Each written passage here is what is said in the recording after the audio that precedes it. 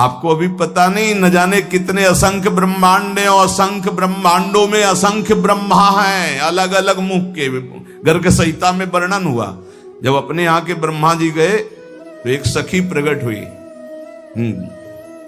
क्या विनय है, कहां से आए हो, किस लोक के ब्रह्मा हो? तो बोले और लोक के भी हैं।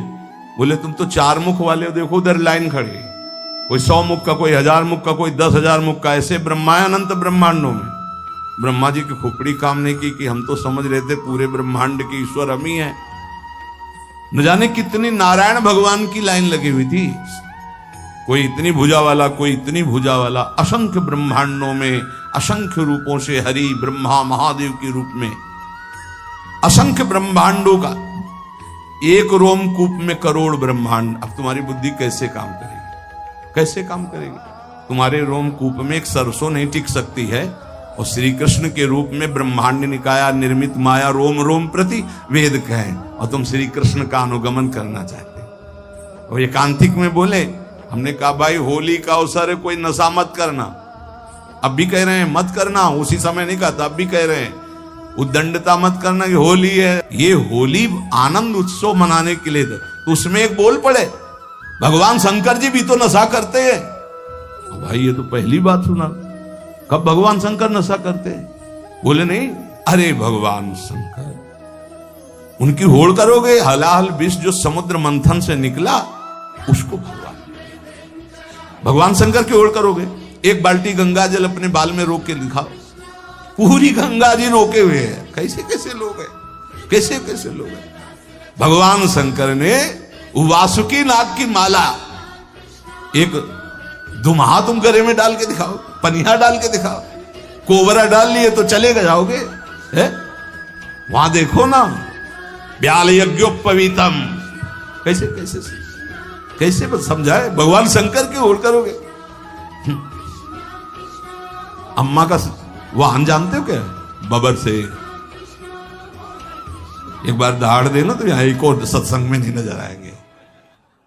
और बप्पा का नंदिकेश्वर, और अम्मा के वाहन का आहार क्या है, समझ रहे हो? तो सब शासन में है। महाराज के गले में गणेश भगवान का वाहन चूहा, बहुत बढ़िया, लेकिन कभी फुसकार नहीं हुई उनके ऊपर। मयूर कार्तिकेय जी का आहार सर्प। शिव की ओर करोगे, शिव की, अरे भाई उनका नाम जप करो, उनके चरणों का आश्रय लो, उन्होंने जो उपदेश किया उसको धारण करो। कैसे कैसे लोग भगवान ने किया, हम यही कहते हैं। श्री कृष्ण ने इतनी 1000 गोपिकाओं के साथ रास किया। श्री कृष्ण सबकी आत्मा में, वही सब रूपों में विराजमान है। चलो गिरिराज जी का एक शिला उठाओ छोटी सी, और 7 घंटे से धारण कर लो। 7 दिन 7 रात 21 किलोमीटर के जो अब हैं उन गिरिराज जी को। और उस समय तो और भी बड़े थे, तिल तिल रोज घटते चले जा रहे। भगवान की लीलाएं सुनो, भगवान का नाम जप करो, हृदय पावन हो। ये उद्दंडताएं छोड़ो, नहीं तो पीट देगी माया। मायापति है, वो इशारा कर दिए कि देखो बहुत ही चालबाज बन रहा है, तो बोले बच्चा तो हमारा ही अबे ठीक करती है, मैया मार पीट के चला देगी उसमें। तो कह रहे हैं ब्रह्मा पर्यंत सब बंधे हैं, एक एक रूम कूप में करोड़ों ब्रह्मा। दावानल में जब आग लगी, ऐसे मुंह में पी गए श्री कृष्ण, इसमें माखन मिश्री खाया, उसी में ग्वाल वालों की प्राण रक्षा के लिए भीषण जंगल की दावानल को भगवान एक क्षण में पी गए। तो कोई आश्चर्य थोड़ी, यहीं से अग्नि का प्रादुर्भाव हुआ। ब्राह्मणो समुखमासीत बाहु राजन्य कृता, जैसे ये चतुर्वर्ण ऐसे ही भगवान की मुख से अग्नि का प्रादुर्भाव हुआ, मानो अपने स्थान पर अग्नि को रख लिया।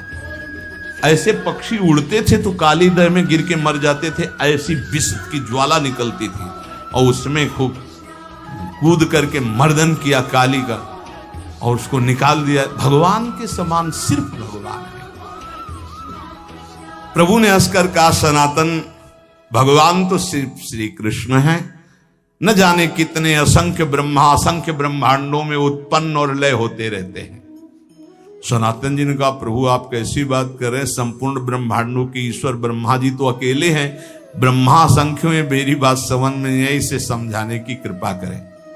चैतन्य महाप्रभु ने कहा, अच्छा तुम समझो, जैसे काशीपुरी में तुम बैठे हो, ऐसे पुण्य पाप नाशनी 7 पुरियां भारतवर्ष में है, लाखों नगर हैं, ऐसे ऐसे 9 खंडों वाला जम्बू द्वीप है। उन खंडों में जैसे भारतवर्ष, किन्नर वर्ष, हरिवर्ष, कुरुवर्ष, हिरण्यमय वर्ष, रम्यक वर्ष, इलावर्त, भद्रासु वर्ष, केतुमाल, ये 9 खंड है।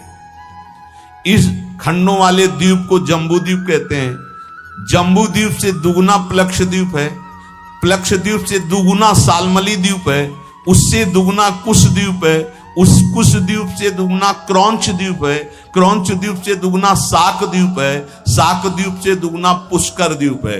इस पृथ्वी पर 7 द्वीप, 7 समुद्र हैं।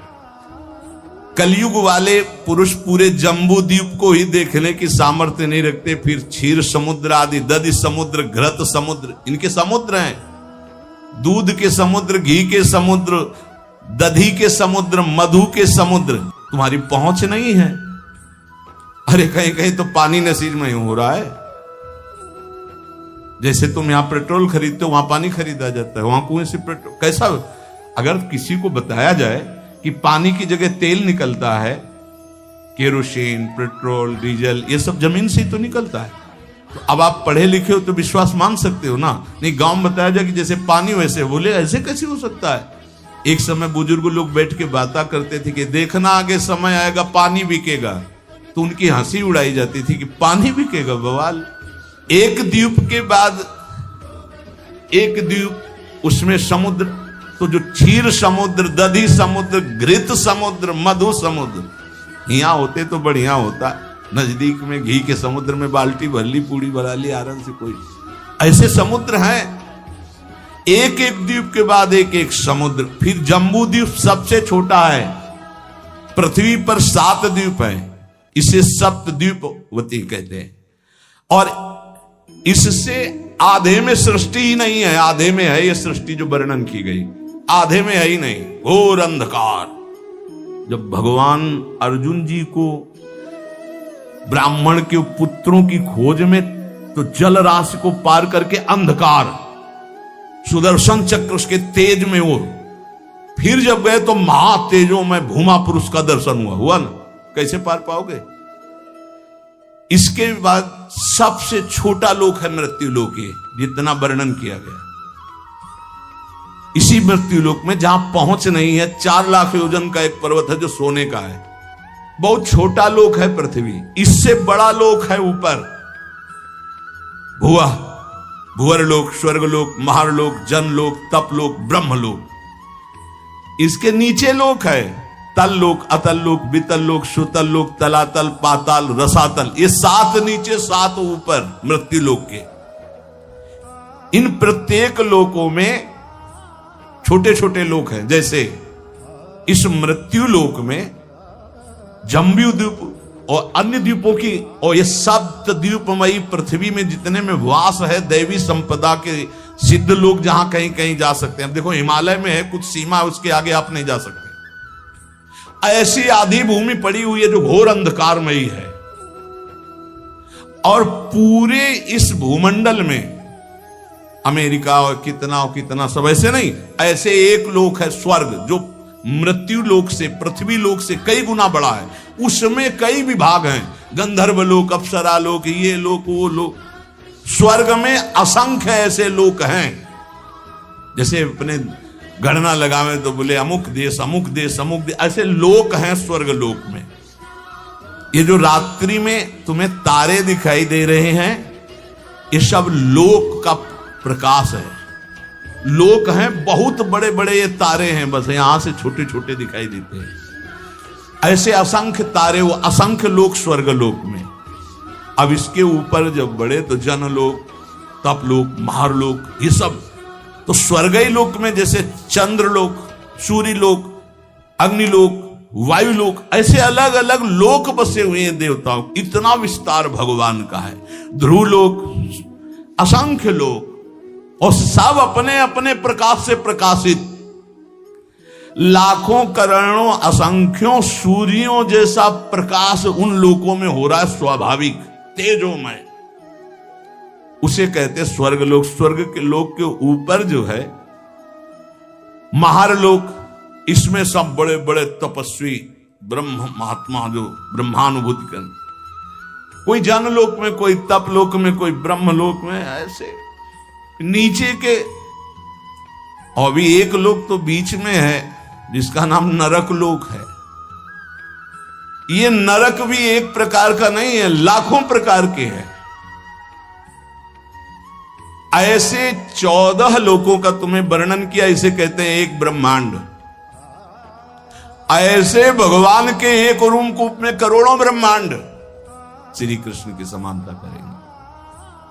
श्री कृष्ण ने ऐसा किया।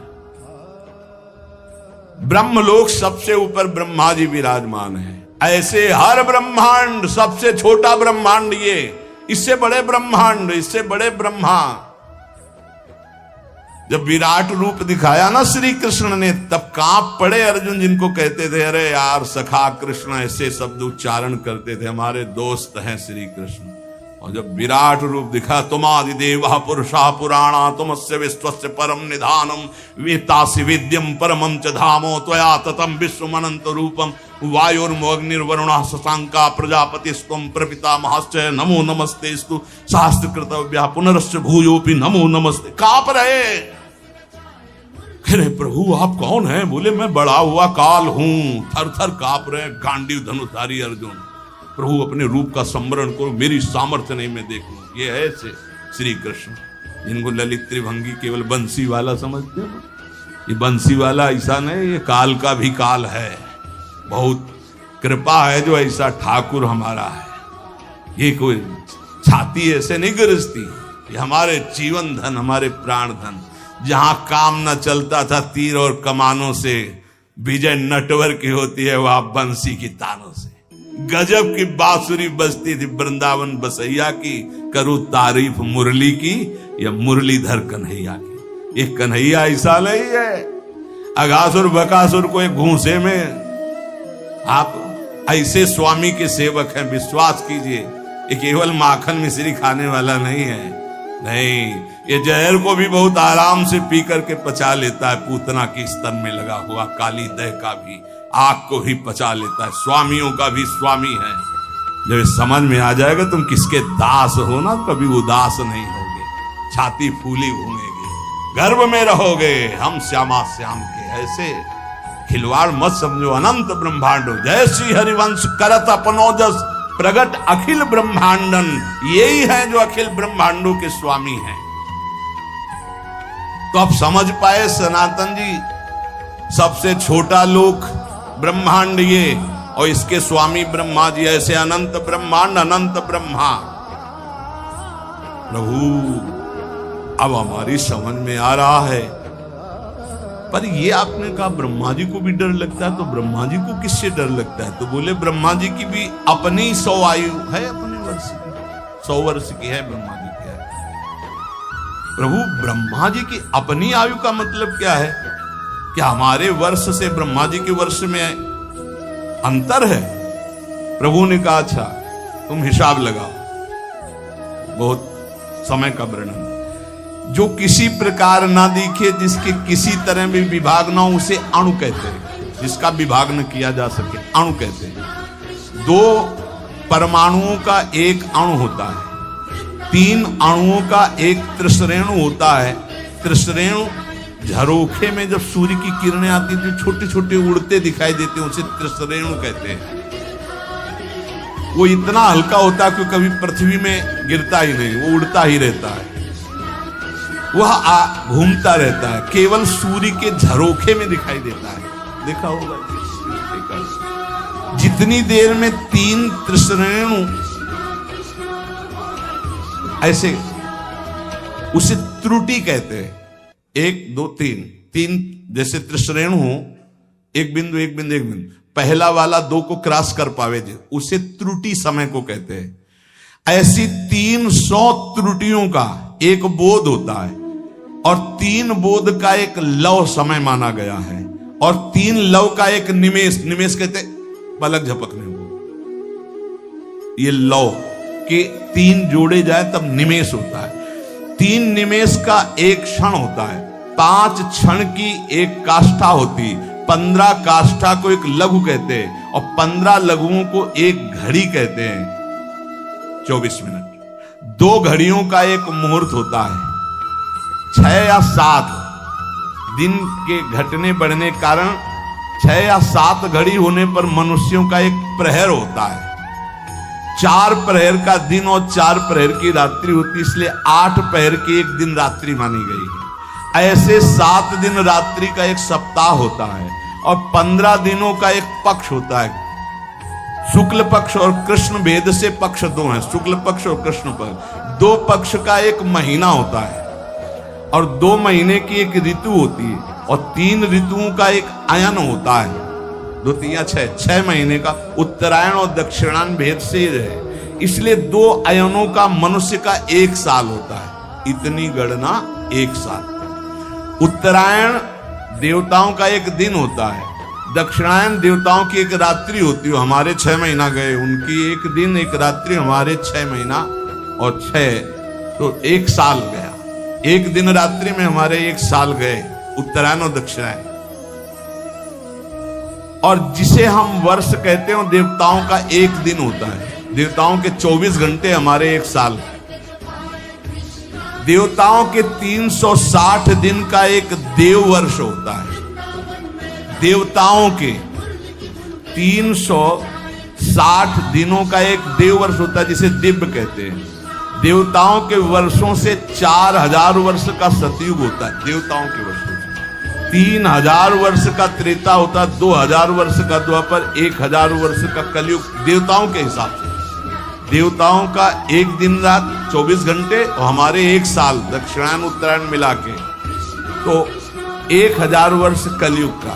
तो जब हमारे वर्षों में गणना की गई तो 4,32,000 वर्ष आए कलयुग के हमारे वर्षों में। ऐसे ये एक युग बीतने के पश्चात दूसरा युग तुरंत नहीं लगता, उसकी संधि को संध्यांश कहते हैं, वो भी समय होता है उसमें।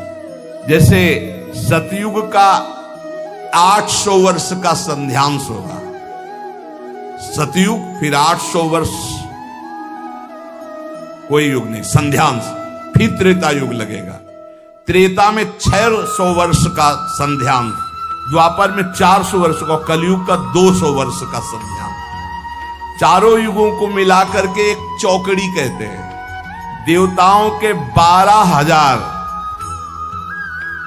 वर्ष की एक चौकड़ी होती है, मनुष्य के 33,20,000 वर्ष, 33,20,000 वर्ष की एक चौकड़ी होती है।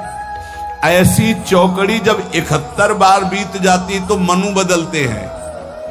एक मनवंतर में इंद्र, मनु, सप्तऋषि ये बदल जाते हैं।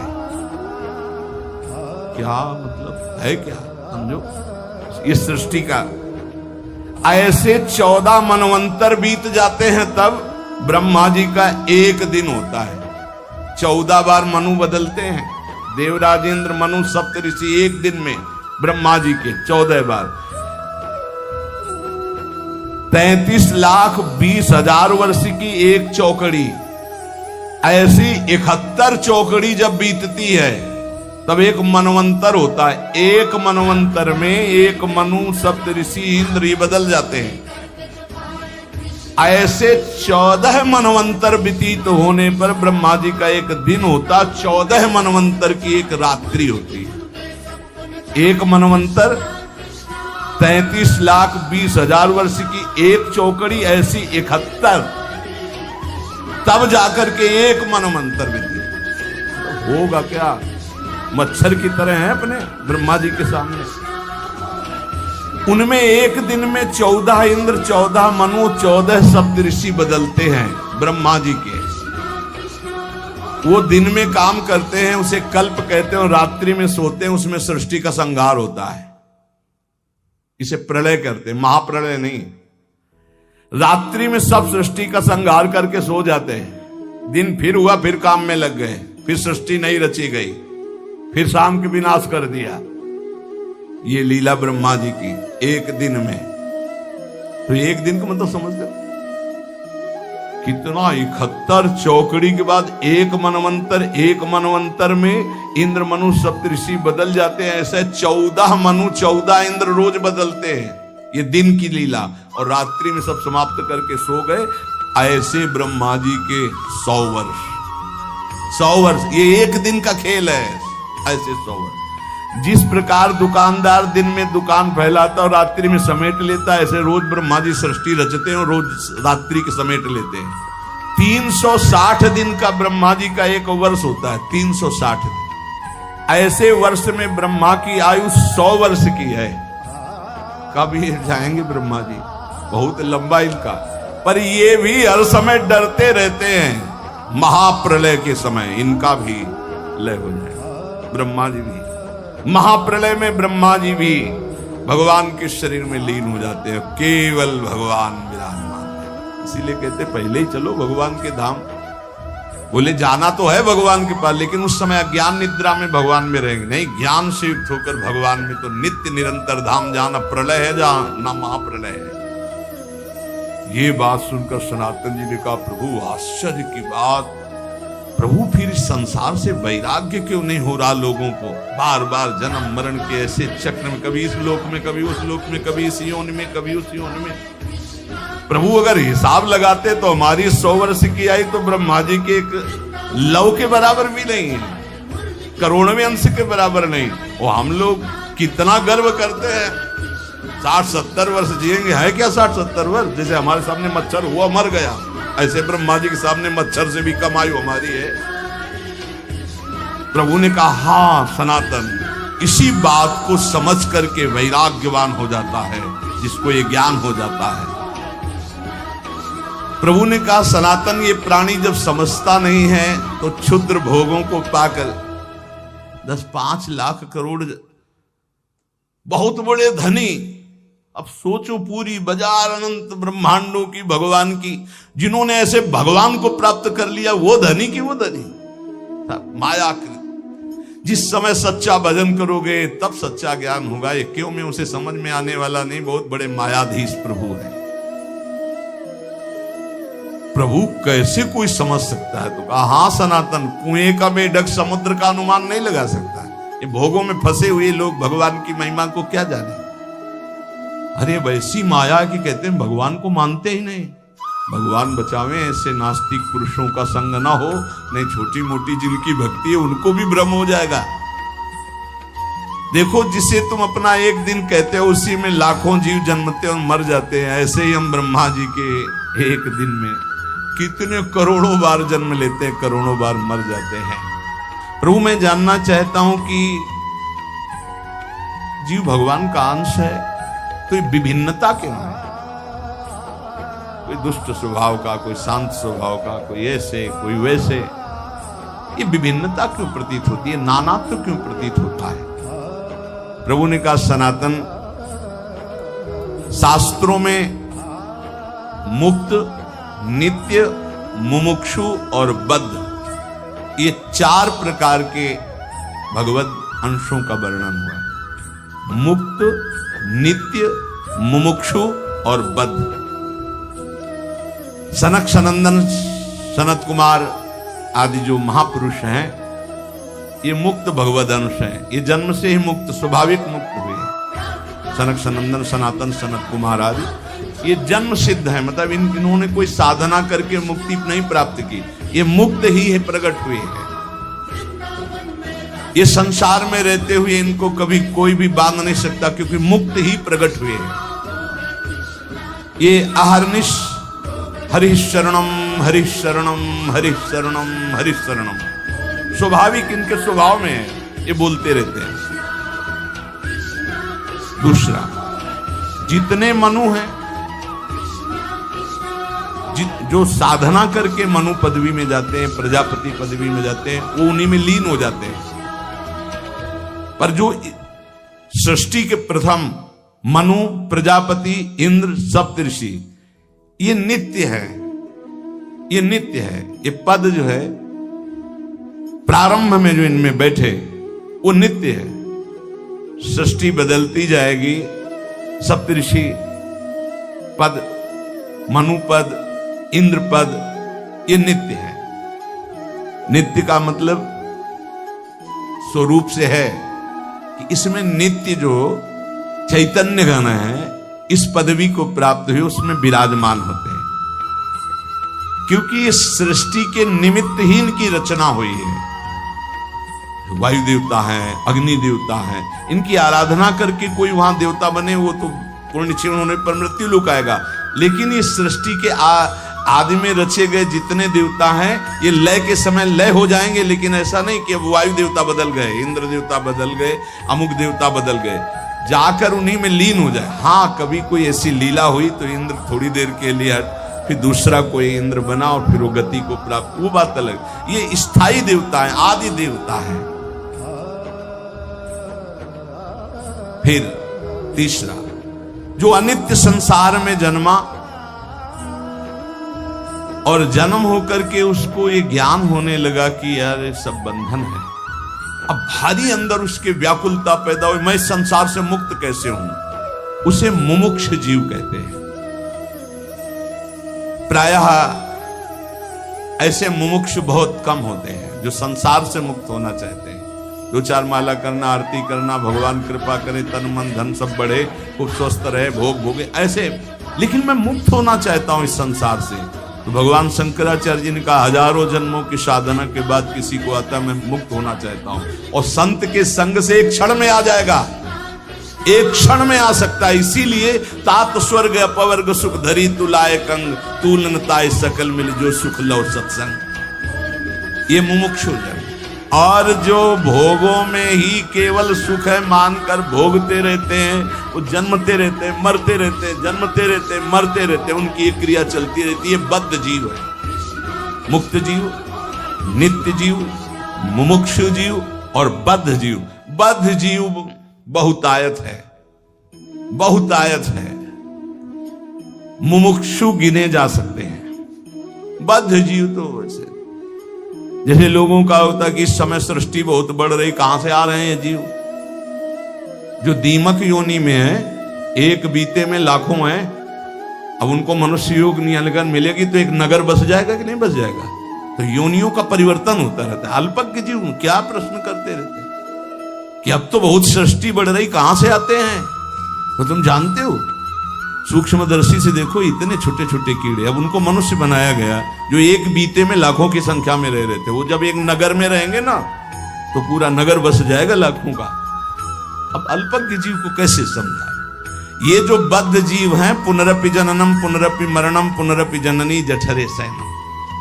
शास्त्रों में जीवों की 84 लाख योनियां बताई गई हैं। भगवत चरणारविंद से विमुख जो है ये भोगों में रत बार बार जन्मते मरते रहते हैं, विविध योनियों में जाते हैं, चिरकाल तक सृष्टि में भटकते रहते हैं। मायापति की माया ने सबको बांध रखा है। कभी उनको ऐसा सौभाग्य मिला कि साधु संग मिला तो मुमुक्षुता जाग, जब द्रवहि दीन दयालु राघव तो साधु संगति पाई। ये बात आप बैठा लीजिए कि बहुत कृपा पात्र हैं अपने लोग जो रोज चर्चा करें, कथन और श्रवण का प्रभु सौभाग्य दिए। सनातन जी ने पूछा, प्रभु माया से छुटकारा कैसे मिलेगा? जीव जब माया के अधीन घूमता ही रहता तो उसके निस्तार का उपाय क्या है? प्रभु ने कहा, एक उपाय है, जब किसी महापुरुष के वचनों को कोई मानने लगता है, उनका संग मिलता है, तब वो मायापति भगवान की शरण में चला जाता है और उसकी माया से मुक्ति मिल जाती है। सनातन ने पूछा, प्रभु मायापति भगवान की शरण का मतलब क्या है, कैसे प्राप्त? प्रभु ने कहा, भाई इसमें तो मुख्य केवल भगवान की कृपा ही है कि कोई भगवत प्रेमी मात संगस्तु दुर्लभ हो, लेकिन बिनु हरि कृपा मिले नहीं संता। भगवान की कृपा, देखो जीव के कल्याण का प्रारंभ और पूर्णता संतों से ही होती है। अगर सत्संग मिल गया तो समझो बाजी मार गए, भगवान आप पर बहुत कृपालु हैं। अगर संतों के प्रतिभाव बन जाए, कभी कभी हवा चलती है, कभी दक्षिण की, कभी वाम की, कभी उत्तर की, कभी पूर्वाई की, चारों दिशाओं की चलती है। जैसे अनुकूल हवा चल जाए तो फिर सबको आनंद आने लगता है, वैसे अनुकूल सी हवा चल गई प्रियाजू की, राधा राधा राधा राधा। निकल चलो, हवा बढ़िया। नाव में अगर अनुकूल हवा मिल जाए, खेवैया चतुर हो तो देर न लगे पार हो जाए। तो खेवैया है प्रिया प्रीतम, नाम रूपी नौका, और आप अपने सब बैठे हैं और भगवान की अनुग्रह रूपी हवा चल रही। निकल चलो, बढ़िया अवसर है। जब किसी पर भगवान की कृपा होती तो उसकी पहचान क्या होती? बोले उसे संतों की बात पर विश्वास होने लगता है और शास्त्र की कृपा उसके ऊपर बरसने लगती है। शास्त्र स्वाध्याय करने का मन होता है और फिर वो भगवान की कृपा मनाता है कि संत मिल गए, शास्त्र स्वाध्याय में रुचि हुई, नाम जप होने लगा। प्रभु आपकी बड़ी कृपा, वैसी कृपा कर दो कि हृदय निर्मल हो जाए। ये काम क्रोध लोभ मोह प्रभु आपसे विमुख, वो प्रार्थनाएं करने लगता है। बिल्कुल ऐसा ही है। एकांतिक में दृश्य आते हैं, प्रार्थना शुरू हो जाती है। सनातन ने कहा प्रभु मैं जानना चाहता हूं कि जीव प्रभु से विमुख होकर क्यों योनियों में भटकता है। पृथ्वी में तो हमने ऐसे वैभव भोग ऐश्वर्य देखे सब, पर प्रभु किसी में शांति नहीं, दुख ही दुख है। स्वर्गलोक में भी तो नाम मात्र का केवल दिखावटी सुख है, बाद में फिर मृत्यु लोक। प्रभु अंतिम शांति कहां जाकर मिलती है? प्रभु ने कहा सनातन चींटी से लेकर ब्रह्मा तक सब मायाबद्ध है, माया में बद्ध।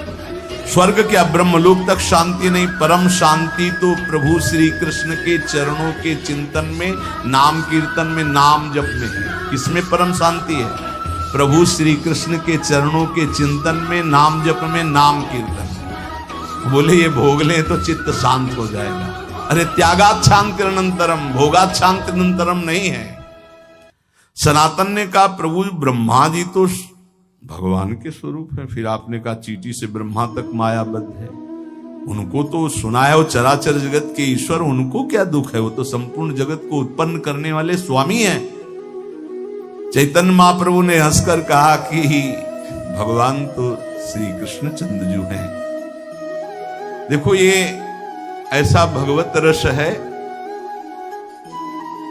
कि जब कभी भगवान शिव शुरू कर देते हैं तो जैसे 88,000 समाधि में निकल जाते ना, ऐसे कितने युग निकल जाते, वो चर्चा करते रहते, वो अम्मा सुनती रहती, जगदम्बा सुनती रहती। इससे बड़ा कोई रस नहीं। अगर भगवत चर्चा और ये बोलो इतनी देर में किसका मन कहां गया?